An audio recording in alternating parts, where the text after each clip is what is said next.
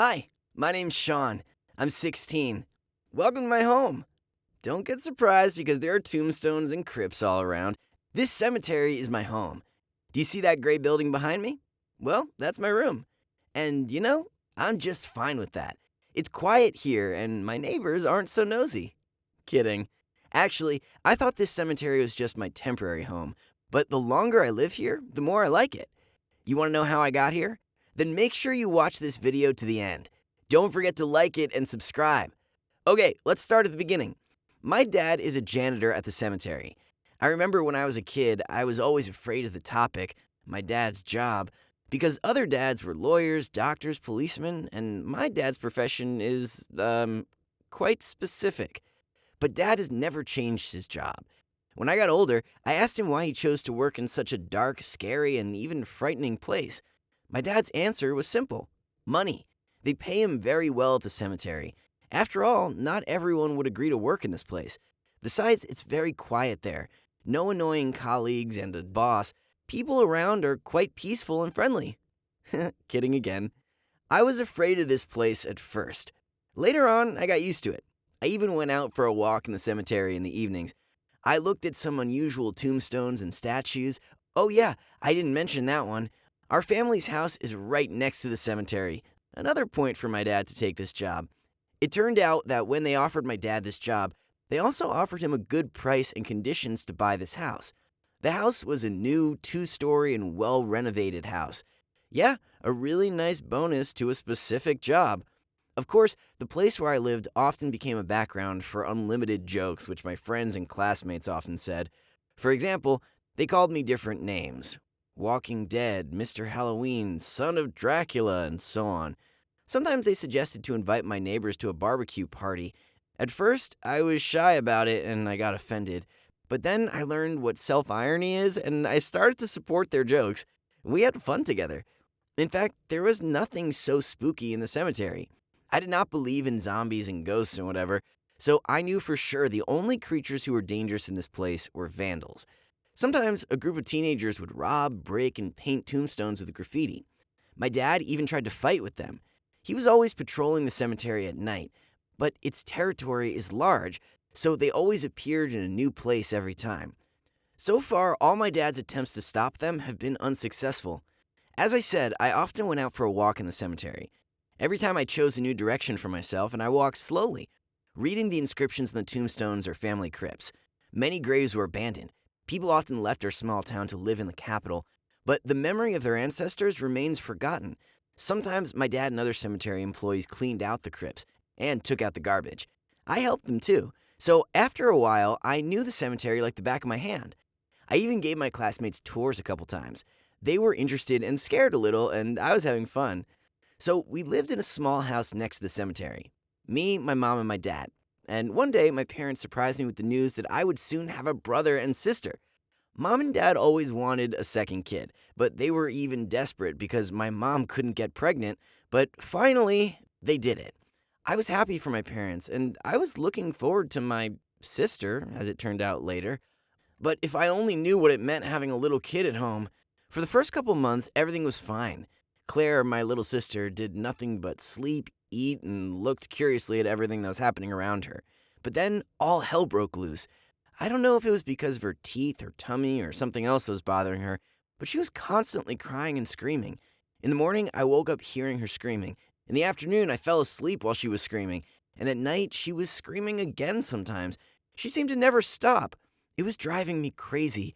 I couldn't sleep, I couldn't do my homework, I couldn't study for the tests and exams, and I was about to finish my grade and take the exams. I came to the classes feeling sleepy, hid in the back of the classroom, and I fell asleep.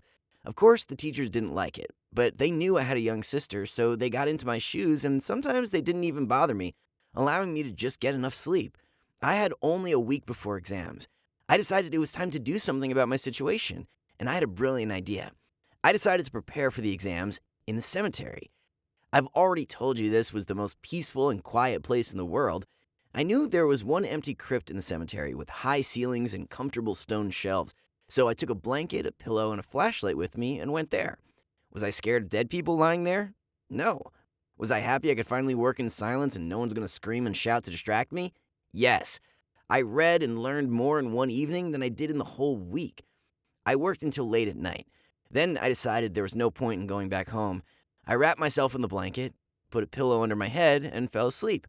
I guess someone wouldn't be able to sleep in such a creepy place, but I was probably so tired from the past few days that I passed out instantly.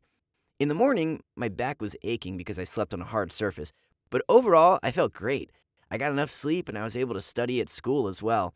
I didn't fall asleep during the classes. By the way, surprisingly, my parents didn't even worry about me. They were so busy looking after my little sister that they didn't care what I did. And then I came up with the idea to temporarily move into the crypt. I did the cleaning there and brought all the necessary things. For example, I had a sleeping bag, a table, and a chair to make it easier for me to do homework. Of course, there was no water, toilet, or electricity either in the crypt, but I was lucky this place was close to my home. So I went home to do some, necessary things. One night, I was preparing for the exams as usual. Suddenly, my laptop screen went out. I ran out of battery. I realized I would have to go home now and plug the computer into charge. I didn't really want to go through the cemetery at night, but I had no choice. I turned on my flashlight, left the crypt, and headed back toward my house. Suddenly, I heard a loud female scream. When I turned around, I saw a woman running quickly, shouting something on the other side of the cemetery. I wondered if I should tell my dad about it, but I decided if I did, he would ask me what I was doing so late at the cemetery, and I would have to explain to him I had run away there to study for my exams and just sleep peacefully. In the morning, there were some rumors around our school going around that one of the students' grandma saw a ghost coming out of the crypt at night in the cemetery. She was a widow. This night was actually the anniversary of her husband's death, and she went to the cemetery to talk to him. Apparently, she was so busy, she didn't notice the night had fallen. It got dark. She was walking slowly home when she saw a glow from the crypt, and then a shadow that was slowly moving somewhere. The woman was so frightened she ran home, shouting on all her way a ghost was chasing her. Of course, no one believed this story, but the cemetery now had a reputation of a mysterious place in town. Of course, I didn't admit it was me. People would start asking too many unnecessary questions. A couple of days later, during recess, I overheard some kids from the high school planning to ambush the cemetery so that they could see the ghost for themselves, or publicly announce that this woman had imagined it. I didn't want to disappoint them, so yeah, you got me. I decided I would give them a little performance so that they would always remember this night. I've been holed up in the crypt since this afternoon. I prepared everything in advance. A flashlight with a white light, a white sheet, and a Segway to create the feeling that the ghost was floating on the ground. I was quietly going about my business, I even took a nap, when I suddenly heard voices outside. It seemed that the daredevils came to my place and decided to hide. The woman didn't specify which crypt the ghost came out of, so I hoped they wouldn't look in everywhere. When the voices had died away, I waited a couple of hours longer until it got quite dark outside. Then I prepared myself and left my hiding space. The white light of the lantern diffused the glow through the sheet, and its long edges hid the Segway, so that it seemed I was flying without touching the ground. I drove out of the crypt and decided to drive back and forth along the paths, so the observers would enjoy the show that was played out for them personally. But maybe I acted too well, or the girls there were too impressionable. But just a minute after my appearance, I heard their screams. Several people jumped out of the bushes, running in different directions. Pretending to be a ghost is fun. That's what I thought. Honestly, I still sometimes continue to have so much fun. There are more and more rumors about the ghost in town. We even get some curious tourists from neighboring cities. And I'm just happy to put on my own little show for them every time. By the way, I still go to that crypt when I want to be alone or do something in silence. It has become my private and secret place that no one knows about. So tell me, would you dare to walk around the cemetery at night? Or are you afraid of such places? Write your answers in the comments below. And if you liked my story, click the like button and subscribe to our channel. Click the bell button to never miss new videos, and stay tuned. See you guys!